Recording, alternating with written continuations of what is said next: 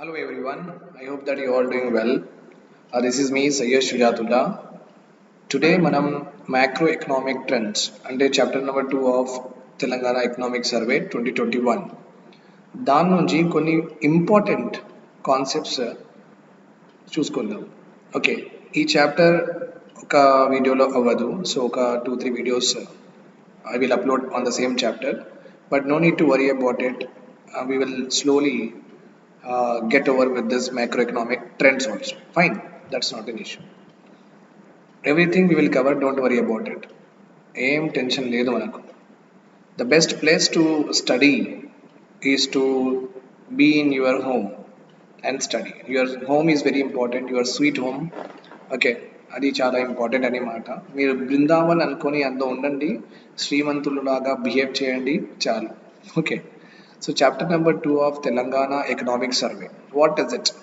Macroeconomic trends. I think you all know about the difference between what is the meaning of microeconomics, what is the meaning of macroeconomics. Micro means these are all Greek terminology అండి. ఇది అని Greek terms అన్నమాట. వాళ్ళు ఎకనామీలో చాలా research చేసుకుని చాలా theories ఇచ్చారు, మనకు చాలా మోడల్స్ ఇచ్చారు. డిమాండ్ సప్లై ఎట్లా ఆపరేట్ చేస్తుంది, కన్జ్యూమర్ బిహేవియర్ ఎట్లా ఆపరేట్ చేస్తుంది, మన టేస్ట్ బట్టి ప్రైసెస్ మనం ఎక్కువ ఇస్తామా లేదా, ఎంత ప్రొడక్షన్ చేయాలి, ఇలాంటి చాలా థీరీస్ మీద చాలా మోడల్స్ వాళ్ళు మనకు ఇచ్చారు. అందుకే వాళ్ళు ఎక్కువ ఇచ్చారు కాబట్టి వాళ్ళ పేర్లు వాళ్ళు ఎట్లా యూజ్ చేసిండు మనం కూడా అట్లానే యూజ్ చేస్తున్నాం. Micro and macro are Greek terms అనమాట. అదే అదే అనుకోండి ఒక తెలుగు ఆయన, ఓకే, మనవాడు. సో ఆయన ఒకవేళ ఎకనామీలో చాలా రీసెర్చ్ చేసుకొని చాలా మోడల్స్ ఇచ్చారనుకోండి, అప్పుడు మనం కూడా మైక్రోకి చిన్న ఎకనామిక్స్, మ్యాక్రోకి పెద్ద ఎకనామిక్స్ అలా పెట్టేవాళ్ళం. Remember this point. Okay, because we are the people who have done everything కదా దానిలో. ఓకే, ఆ డిసిప్లిన్ డెవలప్ చేయడానికి మనం చాలా హెల్ప్ చేస్తున్నాం. ఆ మోడల్స్ యూనివర్సల్గా యూజ్ కూడా అవుతున్నాయి అన్నమాట. అందుకే so micro economics, macro economics అంటే మైక్రో మీన్స్ స్మాల్, అందుకే చిన్న. Okay, macro means large, okay, big. So ఇది ఎట్లా ఉందంటే, మన ఇంటి ఉందనుకోండి, ఓకే, మన హౌస్ హోల్డ్ ఉందనుకోండి, మన ఫ్యామిలీ ఉందనుకోండి, ఫాదర్ ఇన్కమ్ వస్తుంది. ఫాదర్కి లెట్ సపోజ్ నాన్నగారికి ఒక 50,000 ఇన్కమ్ ఉందనుకోండి పర్ మంత్. ఆయన ఈ 50,000 ఎలా ఎక్స్పెండిచర్ చేస్తున్నారు? ఓకే, ఆయన రెంట్ కడతారు, రేషన్ తీసుకొస్తారు, మన ఎడ్యుకేషన్ ఫీజ్ అవన్నీ ఉన్నాయి కదా, he will take care of this. Okay, నా ఇప్పుడు మీరు ఆలోచించుకోండి. Now you have to imagine that father ఏం చేసిండంటే 2 చిల్డ్రన్స్కి C1 C2, చిల్డ్రన్ 1 చిల్డ్రన్ 2 ఇద్దరికి 4,000 రూపీస్ ఇచ్చారు. అరే పోన్రా పోయి వెళ్ళి మంచిగా ఏదైనా టీరండి అని చెప్పిండ్రు. చెప్తే వీళ్ళు ఏం చేసిండంటే, చిల్డ్రన్ 1 ఏం చేసిండు, ఆయన ఫ్రెండ్స్తో రెస్టారెంట్కి వెళ్ళిండు, ఒక మూవీ చూసిండు, మూవీలో పాప్కార్న్ తిన్నాడు, ఇంకా 2,000 రూపీస్ సేవ్ చేసుకున్నాడు. ఆయన ఏం చేసిండంటే ఒక పబ్కి వెళ్ళిండు, ఆయన ఎవరికైనా గిఫ్ట్ కొనిండు, ఆ 2,000 సేవ్ చేసుకున్నాడు. Right. So this much you have to remember. ఇంకా ఇక్కడ ట్విస్ట్ ఉంది. ఇప్పుడు ఒకవేళ మనం ఈ చిల్డ్రన్స్ ఎలా ఎక్స్పెండిచర్ చేస్తున్నారు, వాళ్ళ గురించి ఇండివిజువల్గా వాళ్ళు ఎట్లా ఎక్స్పెండిచర్ చేస్తున్నారు, వాళ్ళ బిహేవియర్ ఎక్స్పెండిచర్ ఏమేమి ఉంది, వాళ్ళు ఏ హెడ్స్ మీద అంటే దేని మీద వాళ్ళు ఎక్స్పెండిచర్ చేస్తున్నారు, ఎంత చేస్తున్నారు, ఎందుకు చేస్తున్నారు, అవన్నీ మనం if you're going to study in that way, that is called as micro economics. అదే ఫాదర్ ఎలా ఎక్స్పెండిచర్ చేస్తున్నారు, దేని మీద ఎక్కువ ఎక్స్పెండిచర్ పోతుంది, దేని మీద ఎక్కువ expenditure over the years increase అవుతుంది, ఏ ఎక్స్పెండిచర్కి చాలా ఇంపాక్ట్ ఉంది ఇన్కమ్ మీద. ఓకే, సో ఏ హెడ్స్ మీద ఏ పనుల మీద డబ్బులు పోతున్నాయి. ఒకవేళ ఫాదర్ ఇన్కమ్కి చూసుకుంటే, ఆ father income and his behaviour expenditure చూసుకున్నప్పుడు మనం మ్యాక్రో అంటారండి. We call it as macro. Understood. So I guess మీకు ఈ కాన్సెప్ట్ చాలా క్లియర్గా అయింది. నౌ యూ ఇమాజిన్, నేను ఒకవేళ పర్ క్యాపిటల్ ఇన్కమ్ అని ఒక పదం రాసిన, నేషనల్ ఇన్కమ్ అని ఒక పదం రాసిన, దీనిలో మైక్రో ఏంది, మ్యాక్రో ఏంది మనం కనుక్కోవాలి. Micro. So per capital income మనం డెఫినేషన్ తెలుసు, ఇది పర్ పర్సన్ ఎర్న్ చేసిన income on an average in India. ఒక పర్సన్ అంటే పర్ క్యాపిటా అంటే పర్ క్యాప్ అంటే ఒక తల మీద ఒక క్యాప్ ఉంటుంది కదా అట్లనే. సో పర్ పర్సన్ మన ఇండియాలో యావరేజ్గా ఎంత సంపాదిస్తున్నాడు అనమాట. ఇంకా how he is doing the expenditure. Now ఇది చూడండి national income. National income will be channelized in the form of budget or not, yes, and this national income is redistributed among the total population or not, yes. ఈ national ఇన్కంలో బడ్జెట్లో వెళ్ళిన తర్వాత government, okay, ఇంకా corporates వాళ్ళు కొత్త కొత్త industries, కొత్త కొత్త ఫ్యాక్టరీస్, కొత్త కొత్త కంపెనీస్ అవన్నీ స్టార్ట్ చేస్తారు. ఓకే, సోషల్ వెల్ఫేర్ కోసం డబ్బులు ఇస్తారు, ఎడ్యుకేషన్కి ఇస్తారు, హెల్త్ మంచి అవ్వడానికి హెల్త్ ఫెసిలిటీస్ క్రియేట్ చేస్తారు, ఓల్డ్ ఏజ్ పీపుల్కి పెన్షన్లు ఇస్తారు, ఇవన్నీ ఇస్తారు. ఓకే, సో నేషనల్ ఇన్కమ్ చూడండి అందరి గురించి ఆలోచిస్తుంది. పర్ క్యాపిటల్ ఇన్కమ్ అంటే పర్ పర్సన్ ఆయన ఖర్చులు ఏమేమి ఉన్నాయి అవి చూసుకుంటాడు. With this what we understood is national income is a wholesome concept or not, ఒక బ్రాడర్ కాన్సెప్ట్ అనమాట. And it takes care about every one of us who is living in the country. That's why it is a macro and per capital income is a micro. Another such example we're having economic growth. ఒక పర్సన్కి economic growth అనే పదం వాడతామా? మనం వాడం. Economic growth అంటే ఒక కంట్రీకి ఉంటుంది, లేకపోతే ఒక రీజన్కి, ఒక స్టేట్కి ఉంటుంది, రైట్ ఆర్ రాంగ్, ఒక డిస్ట్రిక్ట్కి ఉంటుంది. అంటే ఏదైనా సరే ఒక హోల్సమ్ ఉంది. That's why again economic growth is a macro concept. అదే ఒక యూనిట్ గ్రోత్ ఉందనుకోండి, లైక్ టాటా కంపెనీ ఎంత గ్రో అయింది, ఓకే, షేర్స్ ఎలా ఏ రేట్లో అమ్మిండ్రు, ఓకే, ఎంత ప్రాఫిట్ వచ్చింది వాళ్ళ కొత్త బిజినెస్, ఒక యూనిట్కి మనం ఇట్లా చదువుకుంటే that becomes micro. Okay, remember this point. See micro and macro ఎకనామిక్స్లో మీరు అర్థం చేసుకోవాల్సింది ఏముందంటే micro and macro economics are distinguished on the basis of 2 criterias only. Either ఏదైనా ఎకనామిక్ ఆస్పెక్ట్ ఉందనుకోండి, economic aspect, it should have a larger impact on people అయినా సరే, or it should have a larger impact on ఎకనామీలో అయినా సరే.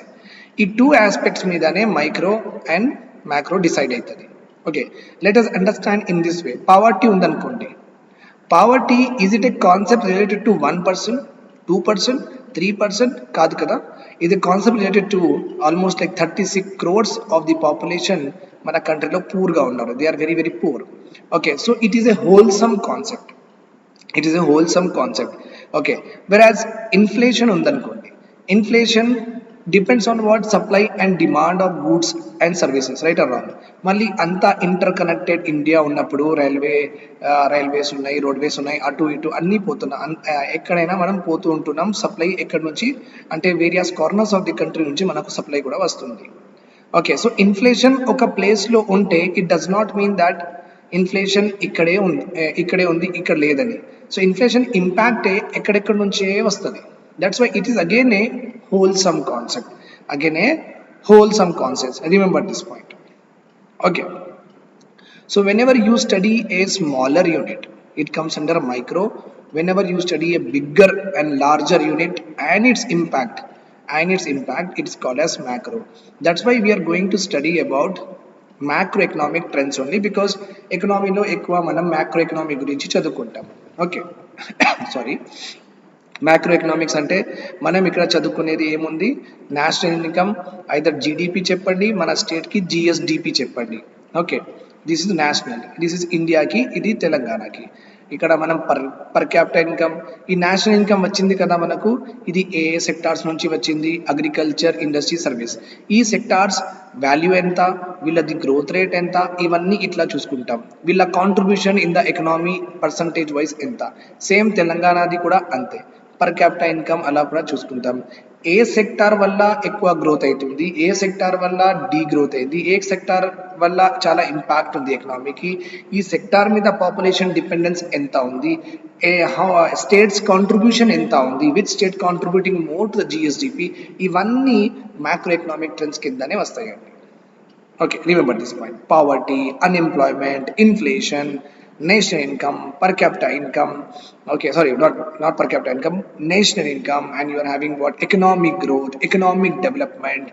Okay, balance of payment, external sector, foreign exchange. ఇవన్నీ ఏంటంటే macroeconomic concept. Means దీనికి impact అయినా సరే, కాజెస్ అయినా సరే ఒక 2-3 రీజన్స్ ఉండవు, చాలా రీజన్స్ ఉంటాయి. ఓకే, మ్యాక్రో ఎకనామిక్స్లో I think you got the answer for that. ఇప్పుడు ఇది కొంచెం నేను అడ్వర్టైజ్మెంట్ పెట్టుకున్నా, ఎవరైనా ఎకనామిక్ లేకపోతే లా ఆప్షనల్ యూపీఎస్సీలో తీసుకోవాలంటే, so you are expected to call me on this number. ఇది నా WhatsApp number, calling number same number. So కొన్ని details I have given you, please go through the details. If you have any doubts ఉంటే అదే మీరు ఏం చేయాలి, ఇది చేయండి. This is important for us. Okay, so I'm starting a batch, okay, of Indian economy, Telangana economy, Telangana formation. ఈ 3 subjects I will only cover personally. Okay, so the details are given here. Okay, and oka panchayat secretary lo paper number 2, that is also I am starting 20 days course only, every day 3 hours class, that is all, that we will finish in 20 days. Okay, then AP, this is for AP group 1 ki Indian economy, AP economy, because ikkada villaki Telangana formation undadu kada anduke. So ee 3 subjects నేను personal ga Telangana వాళ్ళకి deal చేస్తాను. ఈ 2 subjects I will deal personally to the AP people. If you are interested, please do call me, I will tell you the fee details etc. Okay, fine. Now, అన్నిటికంటే ముందు what is important, you should know మన economic structure ఎట్లా ఉంది. What is our economic structure? Economic structure అంటే economy is divided into how many categories: primary sector, secondary sector, tertiary sector. This is called as economic structure. ఎలా ఉంది structure? Primary, secondary and tertiary, ఇట్లా ఉందన్నమాట. Primary sector కొంచెం మీరు, if I want you to tell, okay, ఇది మీకు తెలుసా లేదా ఐ డోంట్ నో, బట్ కొంచెం చెప్పేస్తాను నేను. ఇంకా డెప్త్గా అంటే మనం తెలుగు అకాడమిక్ బుక్స్ లేకపోతే స్టాటిక్ కాన్సెప్ట్ చదువుతున్నప్పుడు ఇవన్నీ డిస్కస్ చేస్తే మంచి ఉంటుంది, బికాస్ ఇది కూడా డిస్కస్ చేస్తూ ఉంటే మన ఇవన్నీ సర్వే అవ్వదు. ఓకే, ప్రైమరీ సెక్టార్ అంటే the sector that takes natural resources use అవుతాయి. Natural resources are use to produce goods, అంతే. Natural resources are use to produce goods. And another important is manual work ఎక్కువ ఉంటుంది. అంటే మనుషులు చాలా మంది కావాలి ఈ సెక్టార్కి. అంటే అగ్రికల్చర్ అయినా సరే, లైఫ్ స్టాక్ అయినా సరే, ఫిషరీస్ అయినా సరే, ఫారెస్ట్రీ అయినా సరే, డైరీ అయినా సరే, పౌల్ట్రీ అయినా సరే, ఏదైనా సరే. ఓకే, ల్యాండ్, అగ్రికల్చర్ మనం ల్యాండ్ మీద చేస్తాం. ల్యాండ్ న్యాచురల్ రిసోర్స్ కదా, అంటే can you extend land, can you create land? Not possible కదా. ఇండియాది టెరిటరీ మనం ఇంక్రీజ్ చేయొచ్చా? నో. ల్యాండ్ మనకు గాడ్ ఎంత ఇచ్చిందో అంతే, natural resource. Life stock, okay, life stock అంటే మన cattles like ox, buffalo, cow, sheep, goat, pigs and all these are all called as cattles. So ఈ cattles can be create, can you create? కాదు కదా, కష్టం. So ఇది పుడతాయి అన్నమాట. అంటే నేచర్లోనే this nature will give birth to these things. We cannot create it. Okay, fish is kuda ante. Forestry, wood is also a natural resource. Forest and the natural resource. Can we create a forest? Not possible at all. Forest is given to us by the God. And మీరు చూడండి, manual ఇంకా agriculture water కూడా use చేస్తాం. Water, can you create water? Not possible. Water naturally అవైలబుల్గా ఉంది. Right, can we create light? No, light is naturally available. Okay, naturally available for the plants, okay, in the form of sunlight. Okay, ఈ light గురించి మాట్లాడట్లేదు నేను, large scale light గురించి మాట్లాడుతున్నాను. Okay, just బయట వెళ్తే మీకు లైట్ ఉంది, లైట్ మీకు ఎట్లా వస్తుంది? సన్ దగ్గర నుంచి వస్తుంది కదా, రైట్. ఇంట్లో ఉంటే ఒక 2-3 లైట్స్ పెట్టుకోవచ్చు, but it's not possible to have lights everywhere, artificial lights కదా. So this is for our ease కోసం మనం చేసుకుంటున్నాం ఇది. కానీ నేను మాస్లో అంటే ఎక్కువ లార్జర్ ఏరియా గురించి మాట్లాడుతున్నాయి. Okay, primary sector is a sector that uses natural resources for the production of goods and it is a sector where more manual labour is required. This is the proper definition of primary sector. Okay, fine. ఇంకా manual ఎందుకు అంటున్నా అంటే, మీరు ఎంత డైరీలో, అంటే అది dairy అంటే మనం మిల్క్ తీయాలంటే మనుషులు కావాలి. ఇంకా క్యాటిల్కి స్నానం చేయించాలంటే ఒక మషిన్స్ లేవు, మషిన్సే రోబోట్ వచ్చి స్నానం చేపిస్తుంది, అట్లా కాదు, మనమే చేసుకోవాల్సి వస్తుంది. ఇంకా పౌల్ట్రీ సెక్టార్లో, పౌల్ట్రీలో ఆయన ఎంత కావాలి సార్ మీకు అంటే, నాకు 2 kg కావాలి, ఆయన ఒక వేయింగ్ చేస్తాడు. అంటే ఒక చికెన్ తీసుకొని ఆయన మెజర్మెంట్లో పెడతాడు. సార్ అది 180 ఉంది సార్, 180 grams ఉంది, 1 kilo 50 grams ఉంది అని చెప్తాడు. అంటే అక్కడ రోబోట్ మనం పెట్టలేం కదా, మషిన్స్ పెట్టలేం కదా. ఇంకా అవన్నీ స్కిన్ తీయడం, ఇది తీయడం మషిన్స్ చేయలేరు అవన్నీ. ఓకే, ఇంకా మీరు అంటారు సార్ నాకు ఒక బిర్యానీ పీసెస్ కావాలి, చిన్న పీసెస్ కావాలి, లెగ్ పీస్ అట్లానే ఉండి, ఇవన్నీ మషిన్స్ చేయలేరు. మషిన్స్ ఒకటే పని చేస్తారు. అందుకే ఇది చాలా కస్టమైజ్డ్ అని మాట. ఇది ప్రైవేట్ సెక్టర్ చాలా కస్టమైజ్డ్ ఉంటుంది, చాలా టైలర్ మేడ్ ఉంటుంది. అందుకే చాలా మాన్యువల్ వర్క్ చాలా ఇంపార్టెంట్ అయిపోతుంది అని మాట. ఓకే, సో ఇదే నా ప్రైమరీ సెక్టార్ నుంచి వచ్చిన గూడ్స్కి రా మెటీరియల్ లాగా యూజ్ చేసేసి మనం ఏం చేస్తామంటే ఇండస్ట్రీలో దీనికి యూజబుల్ ఫామ్లో కన్వర్ట్ చేస్తాం. బిఫోర్ నోయింగ్ దాట్ మీకు ఇది తెలవాలి.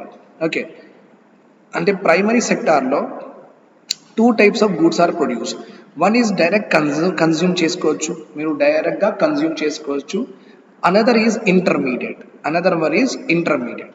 లైక్ మీకు ఇక్కడ రైస్ వచ్చింది అనుకోండి, direct consumption, yes sir. Milk, direct consumption, yes sir. Then you're having fish, direct consumption, yes sir. But ఫారెస్ట్లో ఉన్నవి మెడిసిన్స్ అయినా సరే, రెజిన్స్, టానిన్స్, గమ్స్, మనకు ఇవన్నీ దొరుకుతాయి కదా. మళ్ళీ టీక్, బాంబు అవన్నీ ఉన్నాయి, ఫర్నిచర్. సో ఇవన్నీ మనం డైరెక్ట్ కన్జ్యూమ్ చేయలేం. ఇది మనం ఇండస్ట్రీస్కి పంపించి, ఓకే, వాళ్ళు దీనికి యూజబుల్ ఫామ్లో కన్వర్ట్ చేస్తారు. ఫారెస్ట్కి కట్ చేసి టీక్, బాంబు కట్ చేస్తారు కదా, వాళ్ళు దానికి మీరు ఏం చేసుకుంటారు, మీరు ఏం చేయలేరు. ఎవరైనా కొట్టడానికి పనికొస్తుంది కానీ దానికంటే ఎక్కువ ఏం రాదనమాట. దానికి వాళ్ళు ఏం చేస్తారు, దీనికి ఒక షేప్ ఇచ్చేసి టేబుల్, బెంచ్, చైర్స్ ఇవన్నీ ప్రిపేర్ చేస్తేనే can use it or not. Yes.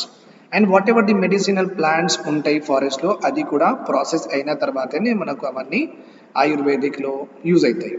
Okay, so that's why these are called as intermediate. And another one is mining and quarrying. Mining and quarrying is also comes under primary sector. ఇప్పుడు mining అంటే భూమి లోపల వెళ్ళి చేయడం, quarrying అంటే పైన చేయడం. Okay, so ఇక్కడ నుంచి వాళ్ళు ఎక్స్ట్రాక్షన్ చేస్తున్నప్పుడు పెద్ద పెద్ద రాక్స్ ఇట్లా ఎక్స్ట్రాక్ట్ చేస్తారు. ఈ రాక్లో ఐరన్ ఉండొచ్చు, కొన్ని కేజీస్ ఐరన్ ఉండొచ్చు, కొన్ని కేజీస్ అల్యూమినియం ఉండొచ్చు, కొన్ని కేజీస్ కోబాల్ట్ ఉండొచ్చు, అట్లా ఉండొచ్చు. ఇది ఎక్కడ దొరికింది, మనకు ప్రైమరీ సెక్టార్లో దొరికింది. Can you use that directly? ఈ రాక్ మొత్తం యూజ్ చేసుకోవచ్చా? లో. అల్యూమినియం, ఇక్కడ దొరికిన aluminium direct can you use? No. ఇక్కడ దొరికిన iron can you use? No. ఇవన్నీ మనం ఇండస్ట్రీస్కి పంపిస్తే వాళ్ళు దీనిలో రాడ్స్, ఐరన్ రాడ్స్ అవన్నీ, స్టీల్ రాడ్స్ అవన్నీ అలా కన్వర్ట్ చేసేసి మనకు యూజబుల్ ఫామ్లో కన్వర్ట్ చేస్తారు. Okay, that is called as industry. It means, what is the definition now? Industrial sector is one, or industrial sector refers to where the raw materials from the primary sector are utilized to manufacture what? Finished good, and to manufacture finished good which are in usable or which are in functional form. Understood?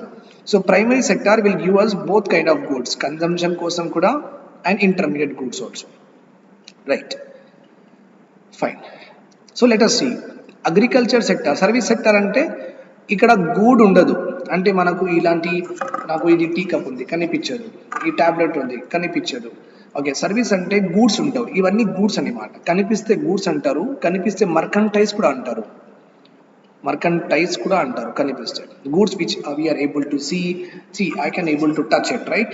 I can able to see its shape, I can able to see its depth, I can able to see its cylindrical, I can able to see that are it is soft unda lekapothe rough unda, I can able to say that whether it will break or not, I can able to see that whether it can shrink or not, right?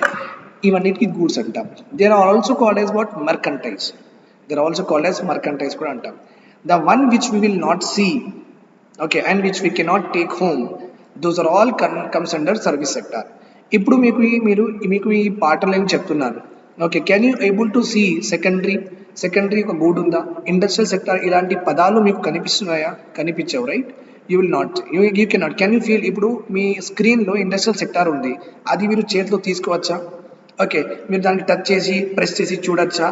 చూడలేరు కదా. Industrial sector okay, so ఇక్కడ ఏమవుతుందంటే service జరుగుతుంది అనమాట.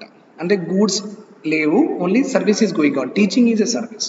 ఒక doctor దగ్గర వెళ్తారు మీరు, డాక్టర్ మీరు ఇవన్నీ మీకు ఇవన్నీ అవుతున్నాయి కదా, నేను ఒక ఆయన మొత్తం డయాగ్నోసిస్ చేసుకుని ఏం లేదమ్మా మీరు వెళ్ళొచ్చు, ప్రాబ్లం లేదు, కొన్ని టాబ్లెట్స్ వాడుకోండి అని చెప్తాడు.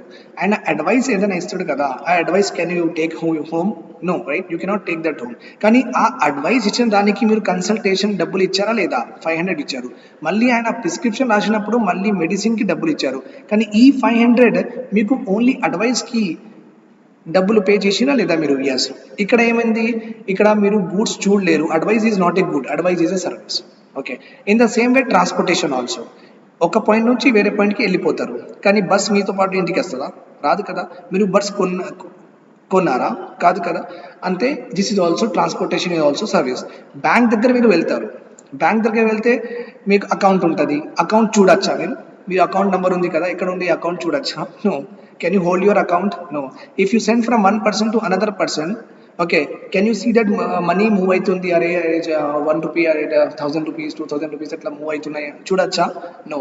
అందుకే బ్యాంకింగ్ అండ్ ఫైనాన్స్ ఇది కూడా ఒక సర్వీసే అండి, ఇది కూడా ఒక సర్వీసే. Remember this point. సో కొంచెం నేను బేసిక్గా తెలియని వాళ్ళకి కొంచెం చెప్పిన, అడ్వాన్స్ మెంబర్ ఉంటే కొంచెం పేషెన్స్ పెట్టాల్సింది, ఇంకేం చేయాలి.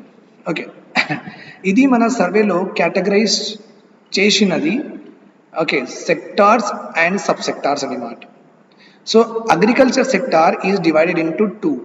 ఒకటి ఏంటంటే agriculture, livestock, forestry and fishing. This is called as agriculture and allied sectors. Okay, ఈ agriculture, livestock, forestry and ఫిషింగ్లో ఇవన్నీ వస్తాయి. 1.1 క్రాపింగ్ సెక్టార్ ఒకటి, లైఫ్ స్టాక్ ఒకటి, ఫారెస్ట్రీ అండ్ లాగింగ్ ఒకటి, fishing and aquaculture. Second one is what? 1 and 2 mining and quarrying. Remember this point. ఒకవేళ primary sector నుంచి mining and quarrying చేసేస్తే మనకు అగ్రికల్చర్ అండ్ అలైడ్ యాక్టివిటీస్ అంటారు. Agriculture and allied activities, remember this point. Primary sector అంటే agriculture and allied activities plus mining and quarrying. ఒకవేళ only agriculture and allied activities అంటే mining ఉండదు.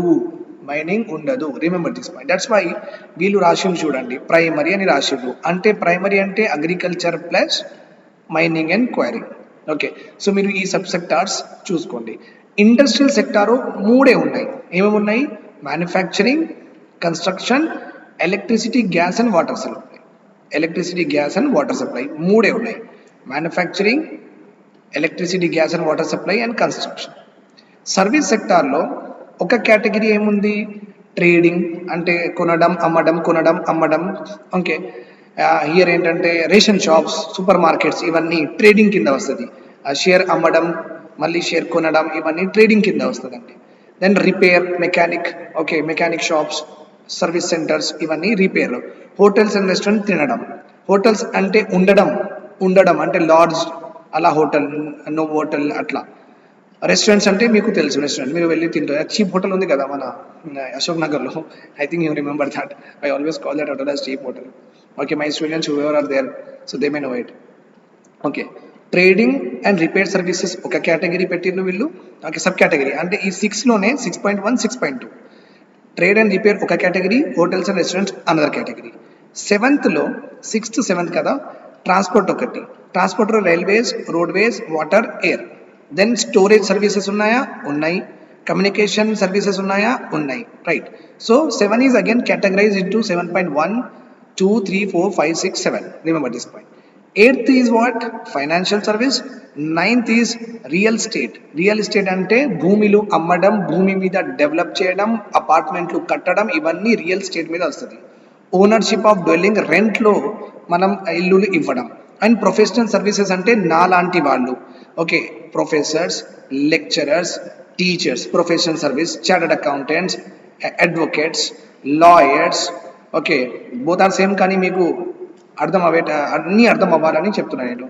Chartered accountants, ఇంకా ఏమున్నాయంటే journalist, ఇంకా ఏముంటాయి అంటే doctors also there. So these are all comes under what? Professional services. Okay, coaches అవన్నీ. Professional services. అది last one మీకు కనిపించట్లేదు, అది పబ్లిక్ అడ్మినిస్ట్రేషన్ అండి.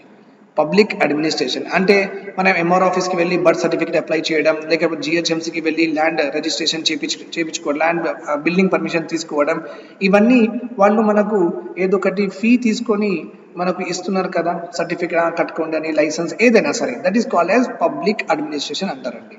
వి call that as public administration. అంటే గవర్నమెంట్ అడ్మినిస్ట్రేషన్ చేయడానికి కూడా మన దగ్గర నుంచి డబ్బులు తీసుకుంటుంది. ఇంకా గవర్నమెంట్ రిమెంబర్ వన్ పాయింట్, ఎప్పుడు మనకు గూడ్ ఇవ్వదు.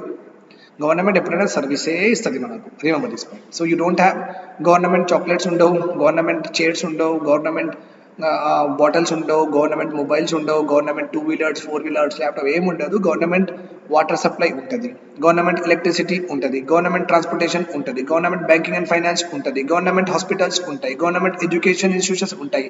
సో గవర్నమెంట్ యాక్చువల్లీ సర్వీస్ ఇస్తుంది కానీ గూడ్ ఇవ్వదు, కానీ గూడ్ ఇవ్వదు. ఓకే, గూడ్ ప్రొడ్యూసే చేయదు గవర్నమెంట్, గూడ్ ప్రొడ్యూస్ చేయదు గవర్నమెంట్. ఓకే, సర్వీసే ప్రొడ్యూస్ చేస్తుంది, ఇవ్వదని కాదు, అది తప్పుపడేమో. Government will not produce goods, government will only produce what, services. Okay fine. Then ఇది చాలా ఇంపార్టెంట్ డేటా అండి, concepts with regard to current prices and constant prices. Okay, మనం ఇది ఎందుకు చదవాలి, ఎందుకంటే ఈ మొత్తం చాప్టర్ ఈ రెండు ప్రైసెస్ మీదనే డిపెండ్ అయ్యి ఉన్నాయి అన్నమాట. ఓకే, నా సపోజ్ ఒకటి ఉంది నాకు, 2011లో మీ ఇంట్లో okay 10 jalebis are produce. 10 jalebis 1 రూపీలో మీరు సెల్ చేశారు. మీరు ఫ్యామిలీ ఇన్కమ్ ఎంత ఉంది, 10 రూపీస్ ఉందండి, 10 రూపీస్ ఉంది. అదే 2021లో అదే మీ ఇల్లులో 10 జిలేబీస్ సేమ్ ప్రొడక్షన్ అనమాట, అంటే అంతమంది పని చేస్తున్నారు, అదే మషిన్లు, అదే క్వాంటిటీ ప్రొడ్యూస్ చేస్తున్నారు మీరు 10 జిలేబీస్. కానీ యాక్చువల్లీ ఒక కాన్సెప్ట్ ఉంది మన ఎకనామీలో, natural rate of increase in prices. Natural rate అంటే ప్రైసెస్ ఒక ఓవర్ ద ఇయర్స్ ఇంక్రీజ్ అవుతూనే ఉంటాయి. ఎందుకు అవుతూనే ఉంటాయి అంటే మీ లేబర్స్ ఏమంటారు, సార్ మాకు కొంచెం ఎక్కువ డబ్బులు ఇవ్వండి కదా సార్, మా 5 years నుంచి పని చేస్తున్నాం కదా సార్ అంటే, మీరేం చేస్తారు 100 రూపీస్ అప్పుడు ఇచ్చారు కదా, మెల్లగా అది 2011లో 100 ఇస్తే 2021లో ఇట్ విల్ బికమ్ వాట్ 150 అనుకోండి. ఓకే, సో ఇట్లానే అన్ని ఐటమ్స్కి కొంచెం ఇంక్రీజ్ అయిపోయి మీరు ఏం చేస్తారంటే 10 జిలేబీస్ ఓకే 2 రూపీస్లో అమ్మడం స్టార్ట్ చేస్తారు. ఇప్పుడు మీ దగ్గర 20 రూపీస్ ఉన్నాయి. సో ఇప్పుడు what you have to understand is 10 rupees 2011లో ఉన్నాయి, 2021లో 20 రూపీస్ ఉన్నాయి. ఈ చేంజ్ ఎందుకు వచ్చిందంటే ప్రైసెస్ ఇంక్రీజ్ అవ్వడం వల్ల వచ్చింది. కానీ ప్రొడక్షన్లో ఏదైనా డిఫరెన్స్ ఉందా, production of units number of యూనిట్స్లో ఏదైనా డిఫరెన్స్ ఉందా, లేదు. Number of units are not produced, number of units produced here are what, same, but still you see what, higher value. Why? Because there is an increased price అవ్వడం వల్ల మీకు same 10 jalebis మీరు 2 రూపీస్లో అమ్మడం వల్ల 20 రూపీస్ వస్తున్నాయి. ఓకే, నౌ లెట్ సపోజ్ నేను ఇంకొక చెప్తాను, అంటే జీడిపి ఎకనామిక్ పరంగా చెప్తాను నేను. ఇప్పుడు 2011లో మనకు ఇండియాస్ అవుట్పుట్ అనుకోండి 100 crores ఉన్నాయి. 2021లో ఇండియాస్ అవుట్పుట్ 200 crores ఉందండి. Value of goods and services 100 crores, value of goods and services 100 crores. ఈ వాల్యూ చూసి can you able to tell me that number of units produced ఇక్కడ మోర్ అయినాయా, లేకపోతే same గానే ఉన్నాయా, లేకపోతే number of units increased or decreased or remain same? Can you tell me? Okay, 2011లో the total value of goods and services ఎంత అమ్మా, 100 crores. 2021లో మొత్తం goods and services value CSO calculate చేసి ఏం చెప్పిందంటే 2021లో 200 crores national income of the country, 2011లో 100 crores national income of the country. అంటే జీడిపి 2011లో 100, జీడిపి 2021లో 200. ఈ వాల్యూ చూసి can you able to say that number of unit produced increase, decrease or equal? No, you cannot say. Why? Because suppose ఈ 100 crore GDP you have got because you have produced 100 units of goods and services. 100 units of goods and services, అందుకే మీకు 100 crores వచ్చినాయి. Here it may be because ఇక్కడ 2 situations ఉండొచ్చు. Okay, ఒకటి ఏంటంటే ఈ 100 units 200 రూపీస్లో అమ్మినాం మనం. ఓకే, ఈ 100 యూనిట్స్కి డబుల్ రేట్లో అమ్మితే మనకు 200 crores వచ్చినాయి. ఇక్కడ 100 యూనిట్స్కి 1 యూనిట్కి 1 crore కదా, 100 యూనిట్స్కి 100 crore అంటే 1 యూనిట్కి 1 crore, రైట్. సో ఇక్కడ మనకు ఎక్కువ వచ్చింది. ఎక్కువ వస్తే they are 2 important concepts are there here. One is, ఇది ఎందుకు వచ్చింది ఎక్కువ అంటే, ఒక్కటేముందంటే ఈ 100 యూనిట్స్కే మేము డబుల్ రేట్లో అమ్మినాం, అంటే ఒక్క యూనిట్కి 2 crores. Maybe because of that మనకు ఎక్కువ వచ్చిందేమో, మేబీ ప్రైస్ రైజ్ అయినా కాబట్టి ఎక్కువ వచ్చిందేమో, ఆర్ జెన్యూన్గా 100 యూనిట్స్కి ఇక్కడ 1 crore కదా, ఇంకా 100 యూనిట్స్ మీరు నిజంగానే ప్రొడ్యూస్ ఎక్కువ చేసిండ్రు, అందుకే మీకు 200 crores వస్తున్నాయి. ఐదర్ ఇది అయినా రైట్ ఉండాలి, ఐదర్ ఇది అయినా రైట్ ఉండాలి, ఐదర్ ఇది అయినా రైట్ ఉండాలి, ఐదర్ ఇది అయినా రైట్ ఉండాలి. సో మనం జనరల్గా ఏమనుకుంటామంటే జీడిపి గ్రోత్ రేట్ అంటే units. Always remember, GDP growth rate is determine on the basis of value of new goods added. కొత్త ప్రొడక్షన్ అంటే GDP is a production based concept. Production ఎక్కువ అయితేనే జీడిపి గ్రో అయింది అని చెప్తాం మనం. వాల్యూ ఎక్కువ అయితే జీడిపి గ్రో అయింది అని చెప్పాం. That is wrong concept. So GDP grow అయింది అంటే ఎక్కువ ప్రొడక్షన్ అవ్వాలి, that is the concept. That's why GDP is a production based concept ani antam. We don't say GDP is not a value based concept, not a value based concept. Remember this point very well, all of you.